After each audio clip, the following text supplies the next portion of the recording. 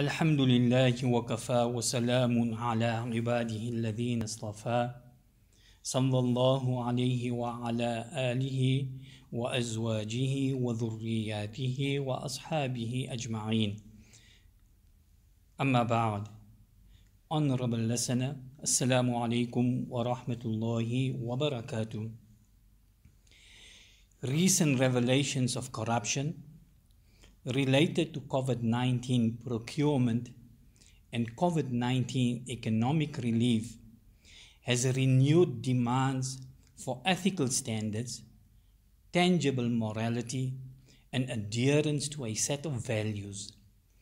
Values that are grounded in sound principles and honest intent, and not the sidestepped, the worn-out law, presumed innocent until proven guilty, nor I have not been found guilty by any court of law.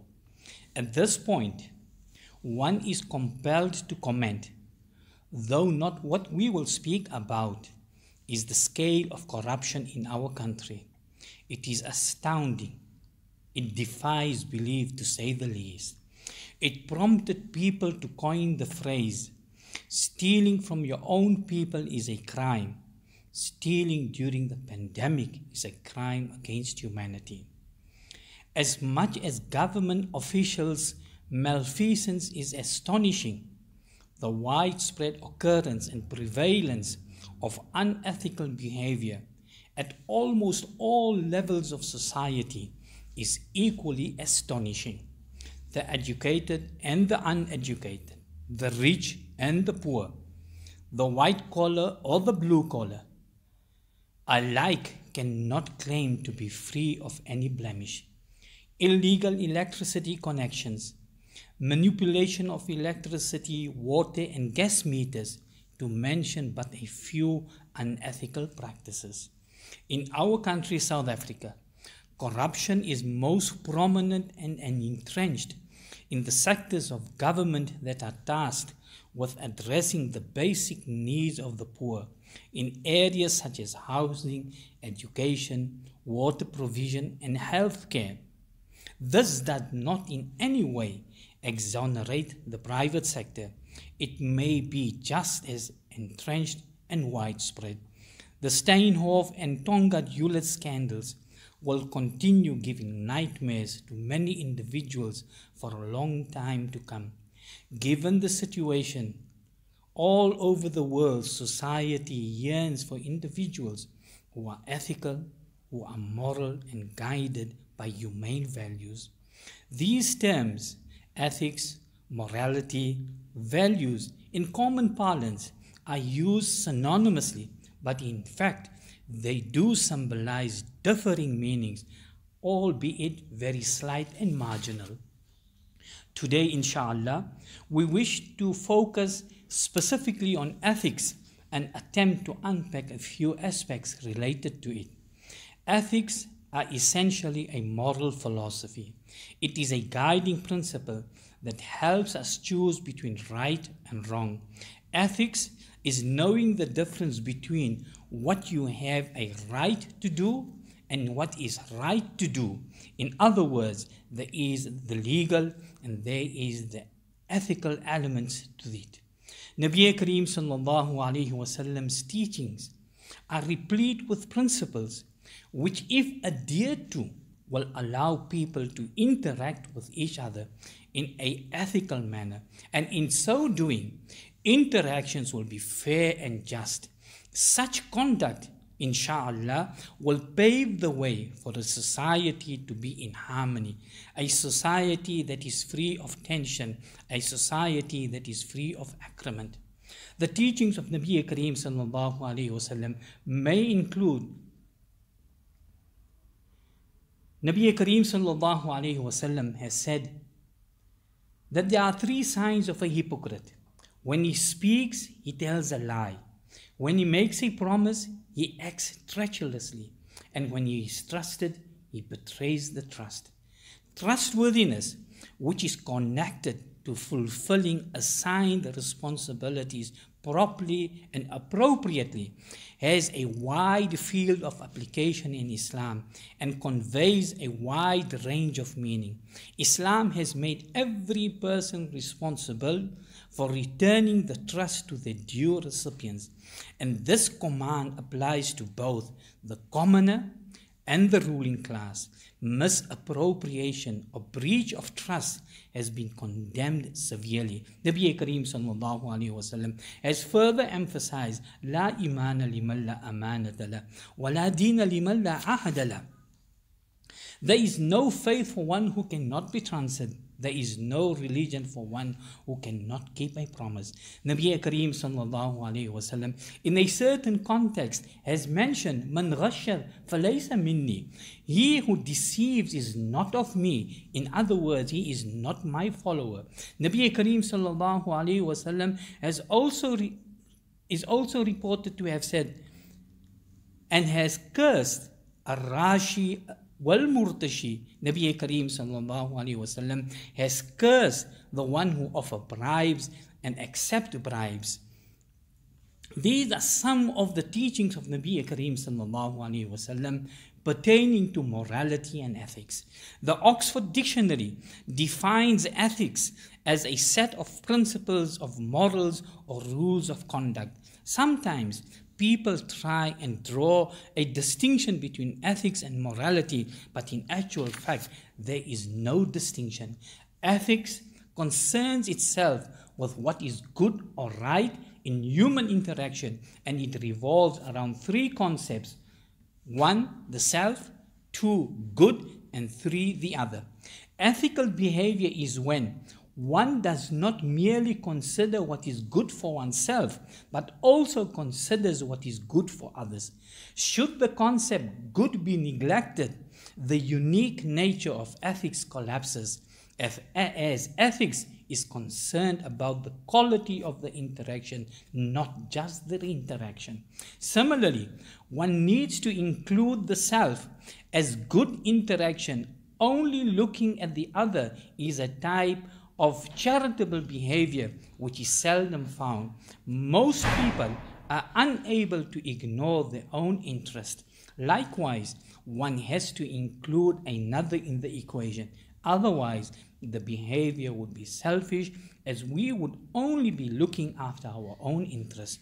When you know your behavior may have negative consequences for others, but only care about what is good for yourself, such action is selfish and unethical. On the other hand, if you seek to serve your interest while also caring about the interests of others, then your behavior is self-interested whilst also being ethical.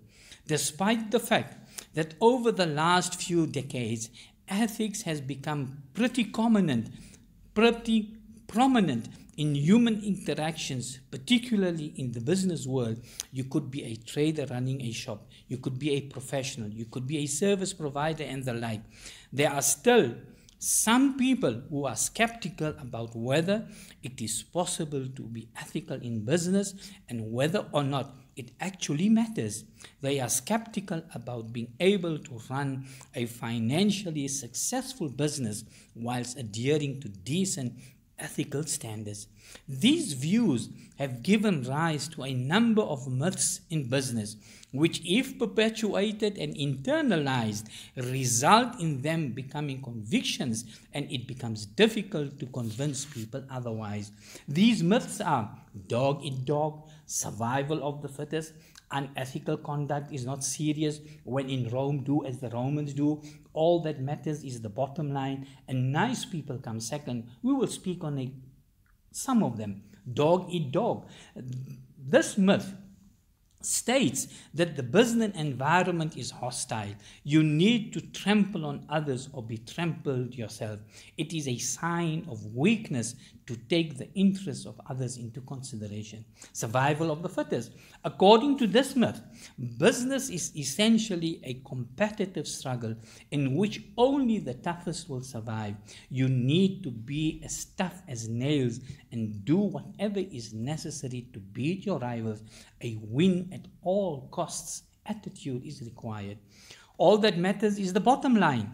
This myth maintains that business is only about one thing, and that is profit. Anything that impacts positively on the bottom line should be encouraged. Everything else should be discarded. As ethics is not primarily concerned with the bottom line, business should not bother with ethics. It would appear that the pressure to make a profit very often overrides the desire to do what is ethically right. So how does one go about making ethical business decisions? One should review the facts of the situation and ask the following questions. Is it legal? We must also remember that legality does not always equal morality, the apartheid laws being a good example. A second question, is it fair to all stakeholders? A third question, can the decision be disclosed? The decision once made, can it be revealed? Can it be disclosed? Would you be comfortable, both in private and public, having to account for or justify that decision? Would it be comfortable if the decision appeared in the newspapers or on TV or on the social media? Would you feel morally comfortable with your decision if you were to disclose it to the most significant persons in your life? Integrity is so closely aligned to ethics that it is sometimes used as a substitute for ethics. Persons with a strong commitment to ethical standards are often referred to as persons of integrity. Such people are seen as reliable and trustworthy. Integrity is doing the right thing even if no one is watching. Integrity is doing the right thing even if no one is watching. Personal ethics is all about being a person of integrity. It's about being a person of your word, doing what you say and saying what you do. The true test of integrity is when choosing to do right, it comes at a great expense, and yet you still stick to your principles. Plato said that good people do not need laws to tell them to act responsibly, while bad people will find a way around the laws. And unfortunately, this is also true of any profession. As Muslims, our belief in the hereafter guides us towards righteous conduct. The notion of life after that, the notion of resurrection, the notion of judgment and of just recompense is an integral part of the Islamic view of reality. What was right and what was wrong will be settled on that day. All conduct will be exposed. Therefore, consciousness of these truths of the hereafter have important effects on one's attitudes, emotions and actions in the world. It gives meaning and direction to the purpose of life. Life will not only be limited to worldly desires and greed. Your life will not be a materialistic one, because you know that this worldly life will not end with your death. In conclusion, may Allah subhanahu wa ta'ala grant us the understanding to live a life that is adorned by ethical conduct. May Allah subhanahu wa ta'ala protect society from the devastating effects of immoral behavior. May Allah subhanahu wa ta'ala rid our communities from corrupt elements that have wreaked havoc amongst the people of the world. Ameen. Wa akhiru da'wana anil hamdulillahi rabbil alameen.